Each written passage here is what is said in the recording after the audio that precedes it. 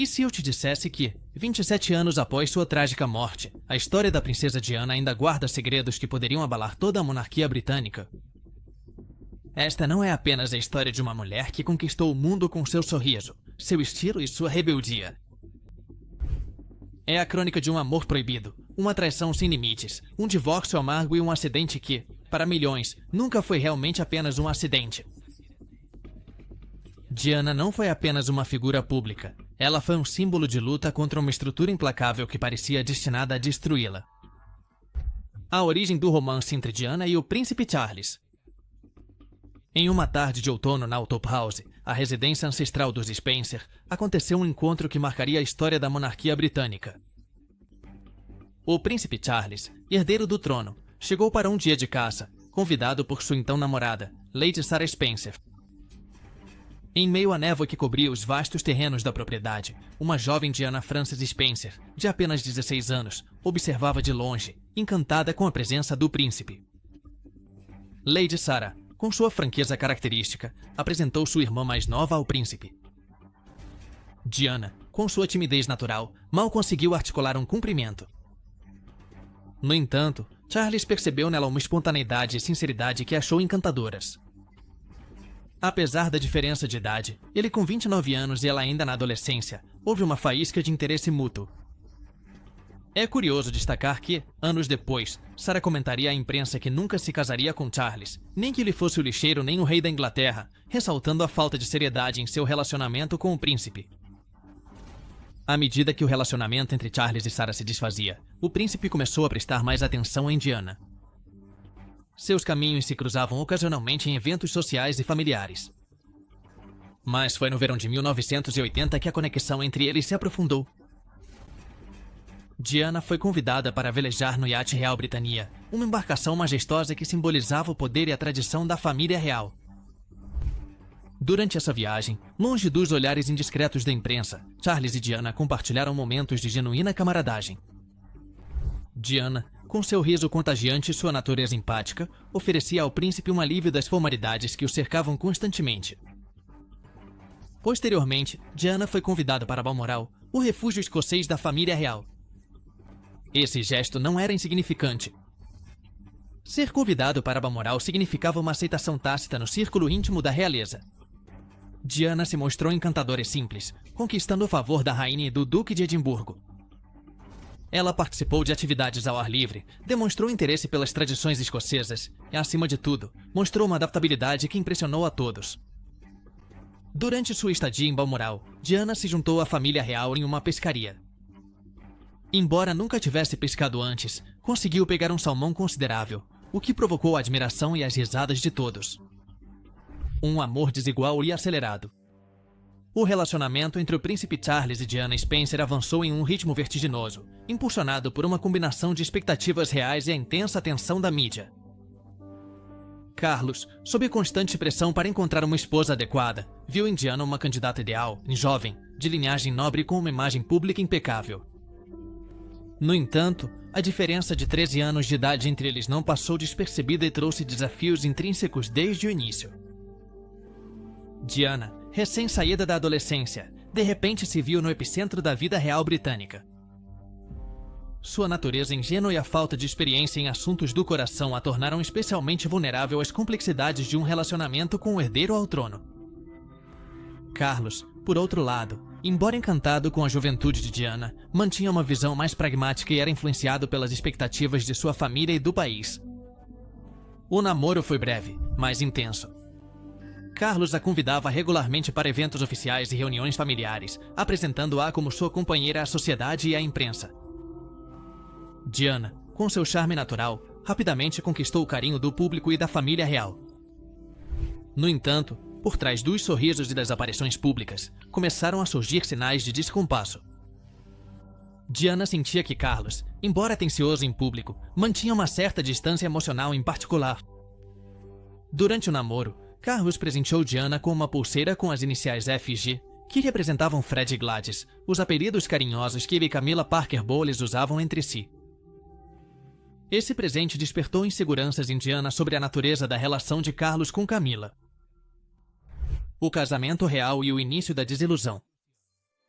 No dia 29 de julho de 1981, a capital britânica se transformou no epicentro de um acontecimento histórico que prometia encarnar a perfeição do amor real. O casamento entre o príncipe Charles e Lady Diana Spencer foi anunciado como conto de fadas do século, uma união digna da realeza que encantou o mundo inteiro. As ruas de Londres ficaram repletas de bandeiras, flores e aplausos. Mais de 600 mil cidadãos se alinharam nas avenidas, enquanto outros 750 milhões de pessoas assistiam de seus televisores, ansiosos pelo sim, eu aceito, que marcaria o início de uma nova era na monarquia. Diana, com apenas 20 anos, desceu da carruagem dourada vestindo um vestido monumental com mais de 10 mil pérolas bordadas, uma cauda de 7 metros e uma tiara de família. À primeira vista, tudo parecia mágico, quase real. Mas por trás dos muros da Catedral de São Paulo e ainda mais além, nos corredores do Palácio de Buckingham, começavam a surgir fissuras invisíveis. Diana, nervosa e trêmula, cometeu pequenos erros durante a cerimônia. Ela trocou os nomes do marido e a tradicional promessa de obediência ao esposo foi deliberadamente omitida dos votos. Uma decisão que simbolizaria sua luta interna para manter sua identidade. Infidelidades, dor e rebelião. A união entre o príncipe Charles e a princesa Diana, que um dia foi vista como um conto de fadas moderno, começou a desmoronar sob o peso das expectativas reais e das tensões pessoais. À medida que a década de 1980 avançava, as fissuras no casamento deles se tornaram mais evidentes e as infidelidades mútuas vieram à tona, intensificando o escrutínio da mídia e a dor pessoal. Carlos, desde antes do casamento, já mantinha uma relação próxima com Camilla Parker Bowles. Embora se esperasse que esse vínculo enfraquecesse após o casamento com Diana, a realidade foi outra. Camilla continuou sendo uma presença constante na vida de Carlos, o que gerou inseguranças e desconfiança em Diana. A princesa, ao perceber que seu marido compartilhava confidências e afeto com outra mulher, sentiu-se traída e isolada. Em resposta ao distanciamento emocional de Carlos, Diana buscou consolo em outros relacionamentos. Um dos mais notórios foi com James Hewitt, um oficial da cavalaria britânica. O relacionamento deles começou em 1986 e durou 5 anos. Hewitt ofereceu a Diana o apoio emocional e a atenção que ela sentia faltar em seu casamento. No entanto, esse relacionamento também foi marcado por complicações, especialmente quando veio a público, o que resultou em um escândalo midiático e ainda mais pressão sobre Diana. A imprensa sensacionalista não demorou a explorar essas revelações. Diana foi retratada, em algumas ocasiões, como uma esposa ressentida e emocionalmente instável, enquanto Charles era visto como herdeiro ao trono preso em um casamento infeliz. Esse duplo padrão na cobertura da mídia refletia as percepções de gênero da época, em que as ações de Diana eram mais criticadas do que as de Charles. A máquina midiática e o divórcio. À medida que as tensões entre o príncipe Charles e a princesa Diana se intensificavam, a máquina midiática britânica tornou-se um ator central na narrativa da desintegração do casamento deles. Os tabloides, sempre ávidos por escândalos reais, exploraram cada detalhe, real ou imaginário, da vida do casal, amplificando conflitos e alimentando a curiosidade do público. Charles, ciente da importância da opinião pública, contava com uma equipe de relações públicas dedicada a moldar sua imagem. Essa equipe trabalhava arduamente para apresentar o príncipe como um herdeiro responsável e vítima de um casamento infeliz. Eram vazadas histórias que destacavam seu compromisso com os deveres reais e seu suposto sofrimento nas mãos de uma esposa imprevisível. Essas táticas buscavam contrariar a crescente popularidade de Diana e minimizar o impacto de suas próprias indiscrições. A entrevista bombástica no Panorama em 22 de novembro de 1995. A televisão britânica transmitiu uma das entrevistas mais explosivas da história moderna no programa Panorama da BBC. A princesa Diana, sentada em frente ao jornalista Martin Bashir, quebrou seu silêncio com uma franqueza que abalou os alicerces da monarquia. Até então, nenhuma figura real havia falado com tanta abertura sobre as dinâmicas internas da família real, muito menos sobre seus próprios sofrimentos pessoais. Mas Diana não era uma princesa qualquer. Ela era uma figura pública determinada a contar sua verdade. Desde os primeiros minutos, a entrevista prendeu a atenção do público. Diana não apenas reconheceu que seu casamento estava irremediavelmente destruído, como também confirmou sem rodeios a infidelidade do príncipe Charles com Camilla Parker Bowles.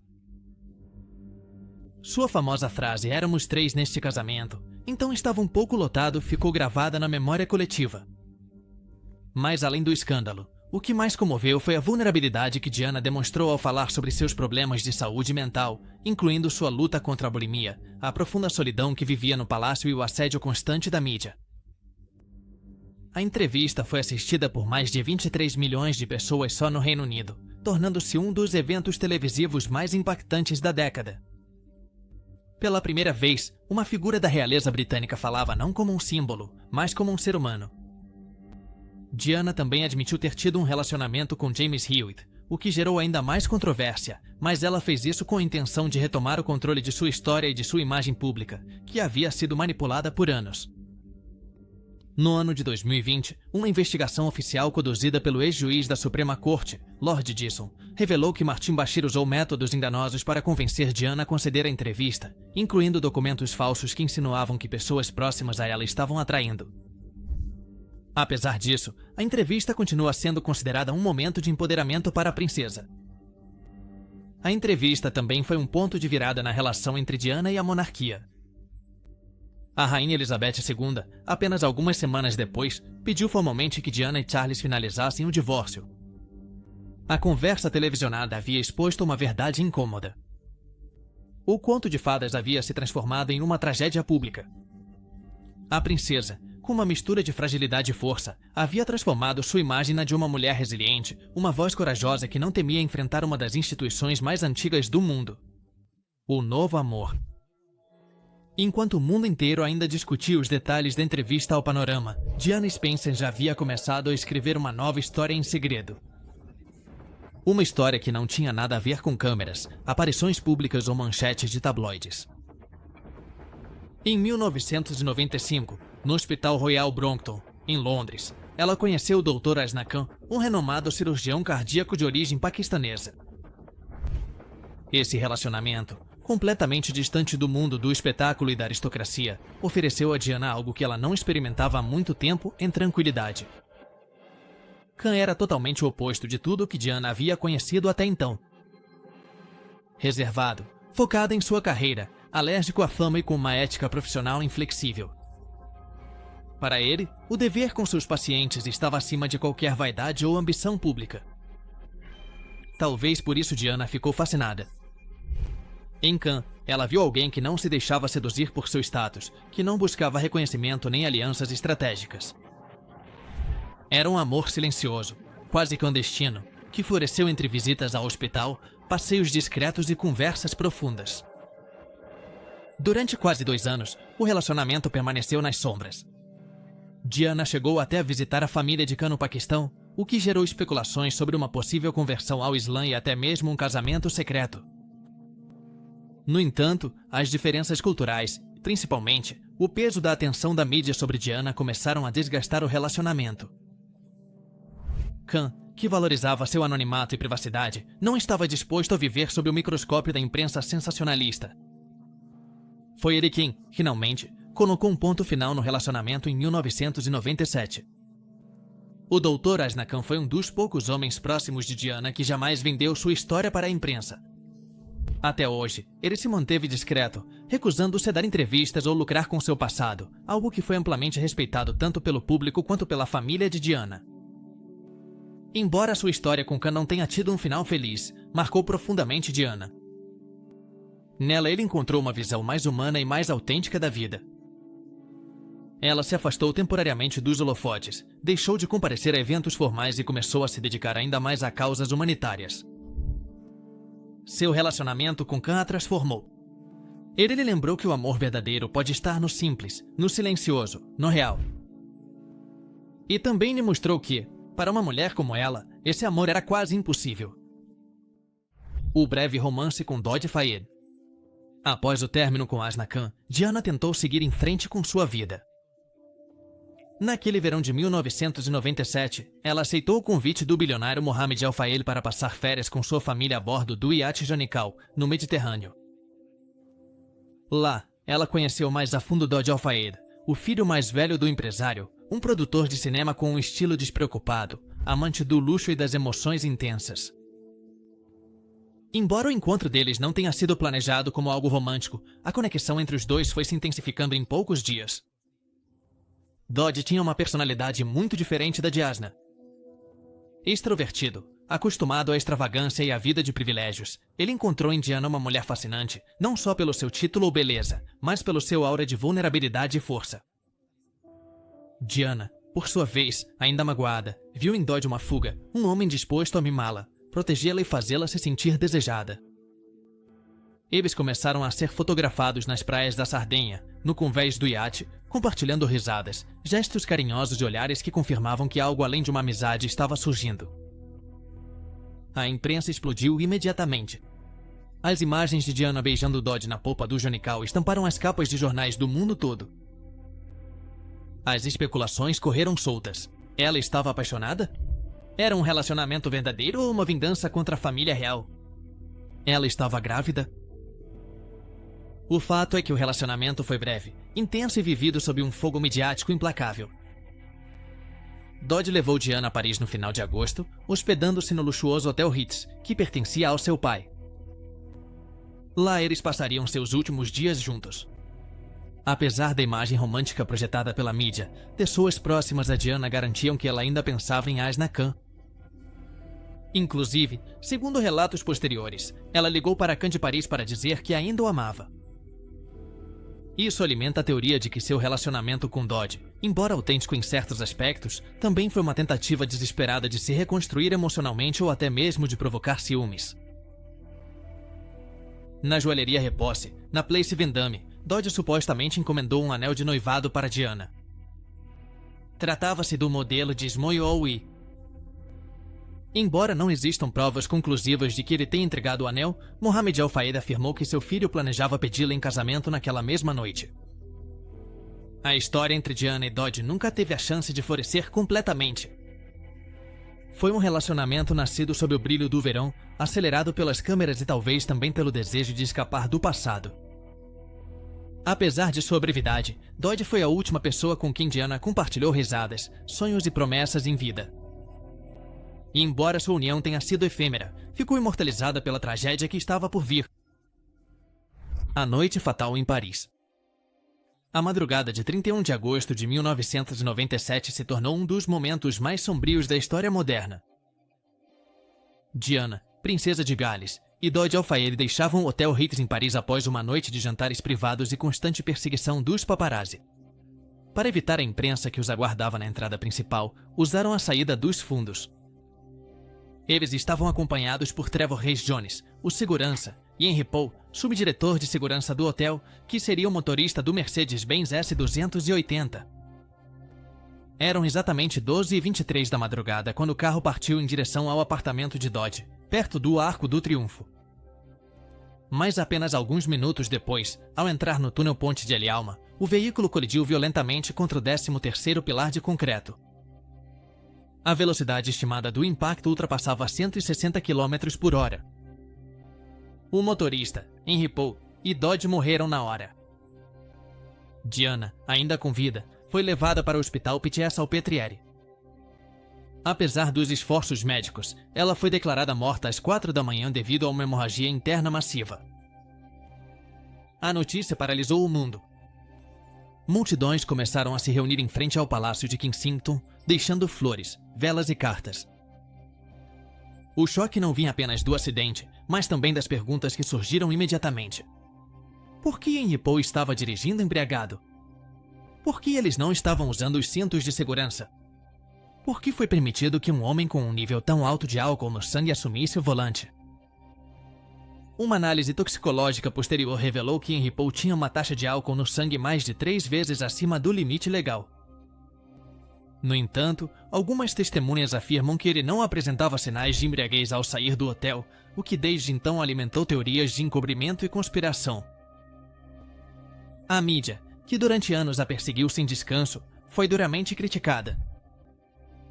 Alguns paparazzi chegaram a ser presos naquela mesma noite por tentarem fotografá-la ferida em vez de prestar socorro. A ironia cruel foi que Diana, que lutou por privacidade e dignidade, encontrou seu fim sob o olhar implacável das câmeras. A noite em Paris marcou um antes e um depois. Morreu uma princesa, mas nasceu um símbolo eterno. E enquanto o mundo chorava, o eco daquela colisão ainda ressoa como um lembrete das vidas que são interrompidas quando a fama se transforma em uma prisão. Teorias da conspiração e suspeitas. Assim que começaram a circular os primeiros relatos sobre a morte de Diana, também começaram a surgir as dúvidas. Foi realmente um acidente ou havia algo mais sombrio por trás? As teorias da conspiração surgiram com força e rapidez, alimentadas pela desconfiança em relação à família real britânica, o histórico de assédio da mídia e a percepção pública de que Diana já não era uma figura controlável. A versão oficial dizia que foi um acidente causado pelo excesso de velocidade e pelo estado de embriaguez do motorista.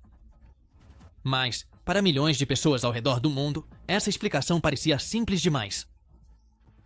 Entre as primeiras suspeitas estava o envolvimento direto de setores dentro da família real. Alguns afirmavam que Diana representava uma ameaça para a imagem da monarquia, especialmente por sua popularidade crescente e sua capacidade de agir de forma independente. Além disso, o fato de ela estar namorando Dodi Al-Fayed, um homem muçulmano, provocava tensões invisíveis que, segundo alguns, eram inaceitáveis para certos setores do Reino Unido. A possibilidade de que o futuro padrasto do herdeiro ao trono fosse árabe era, segundo essas teorias, intolerável para os círculos mais conservadores. Mohammed Al-Fayed, pai de Dodi, foi um dos primeiros a levantar acusações publicamente. Ele afirmou que seu filho e Diana estavam noivos e que o acidente havia sido planejado pelo MI6, os serviços de inteligência britânicos, com a cumplicidade do Palácio de Buckingham. Sua teoria afirmava que o carro foi sabotado e que os freios haviam sido manipulados. Embora nunca tenha conseguido apresentar provas conclusivas, sua insistência foi tão forte que uma investigação oficial foi ordenada anos depois. Exumação e busca pela verdade. Durante anos, o túmulo de Diana na ilha oval do Lago Ornamental de Altorco, cercado por árvores e protegido de olhares curiosos, foi símbolo de paz e luto. Mas com o passar do tempo e diante da persistência das teorias da conspiração, surgiram vozes pedindo uma investigação mais profunda. Assim nasceu a mais polêmica de todas as decisões, a possibilidade de exumar o corpo de Diana. Uma ideia que para muitos era impensável, até mesmo sacrílega, mas que para outros representava a única forma de descobrir se realmente havia algo oculto por trás de sua morte.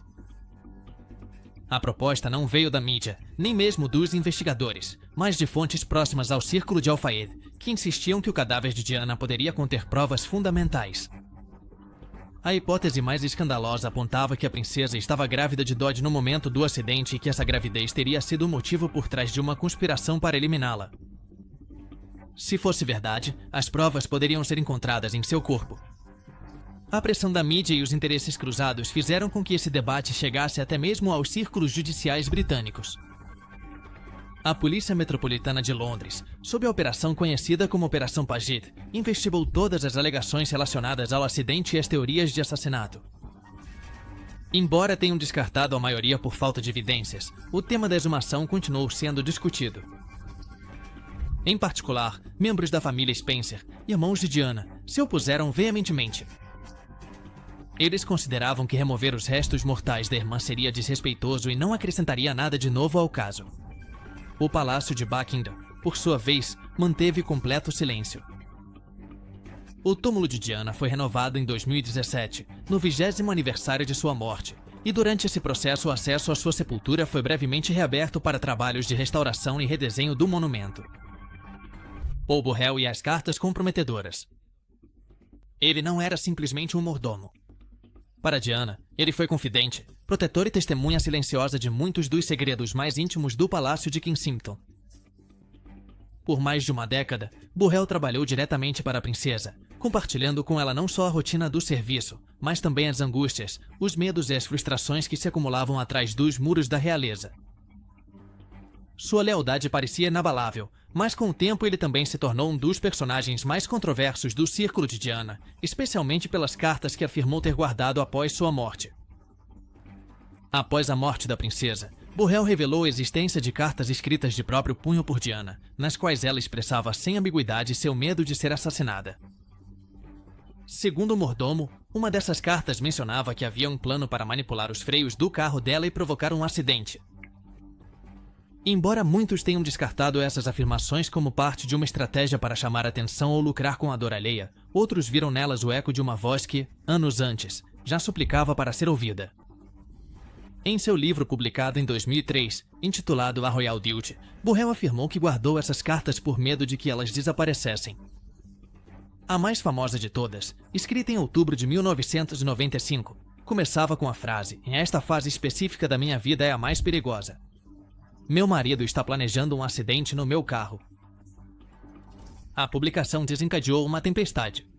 O Palácio de Buckingham manteve silêncio enquanto a mídia e a opinião pública se dividiam entre os que acreditavam em Burrell e os que o consideravam um traidor.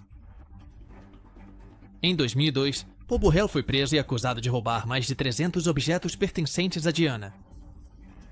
No entanto, o julgamento desmoronou de forma surpreendente quando a rainha Elizabeth interveio, lembrando que Burrell havia lhe informado anos antes sobre sua intenção de guardar alguns objetos pessoais. Essa intervenção real sem precedentes provocou especulações ainda mais intensas sobre o que o ex-mordomo realmente sabia.